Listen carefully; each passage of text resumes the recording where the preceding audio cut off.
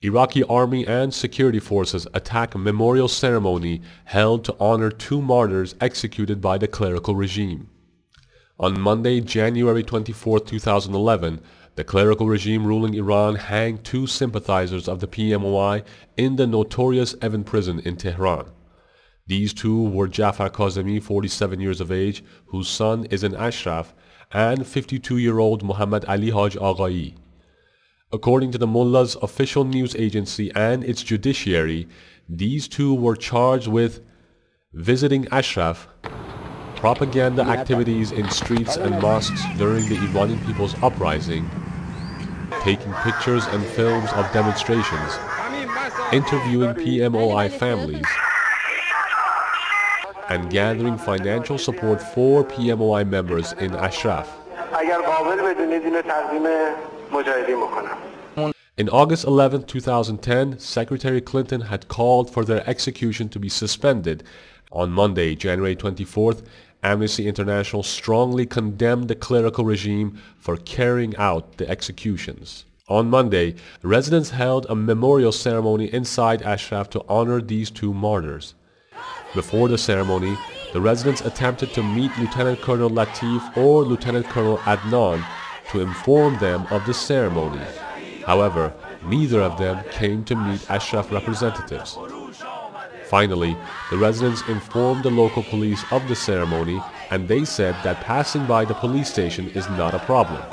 However, when the ceremony began, under orders issued by the committee, the Iraqi forces tried to stop the residents by threatening them and firing shots.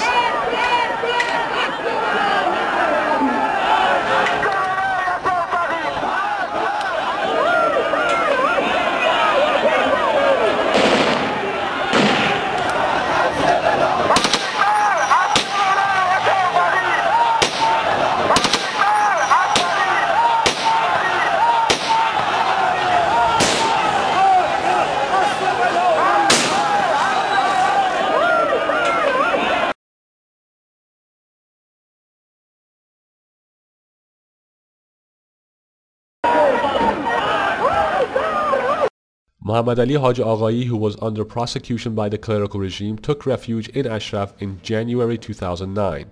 At that time, the U.S. forces were transferring the protection of Ashraf to the Iraqi forces, and the committee tasked to suppress Ashraf in the Iraqi Prime Ministry forced Haj Aghaei to leave Ashraf and return to Iran.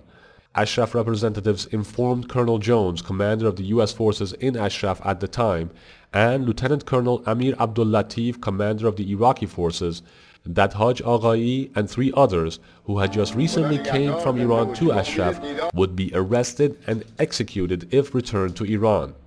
However, after 3 months, on April 25, 2009, despite all the emphasis regarding this threat, upon orders of the committee to suppress Ashraf in the Iraqi Prime Ministry, the Iraqi forces forced Muhammad Ali Haj Aghaei and the other three to leave Ashraf and return to Iran.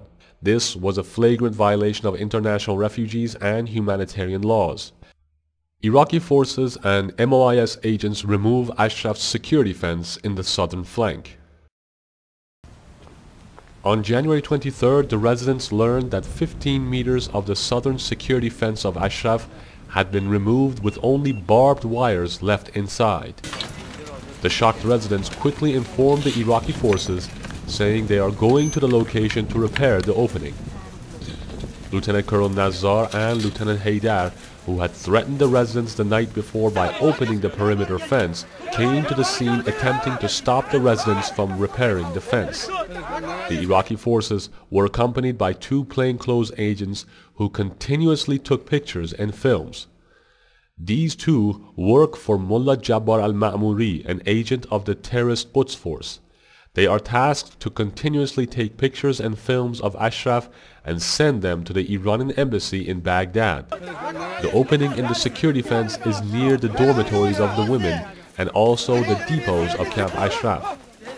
This act by the Iraqi forces that are tasked to protect Ashraf is a breach of the security red line.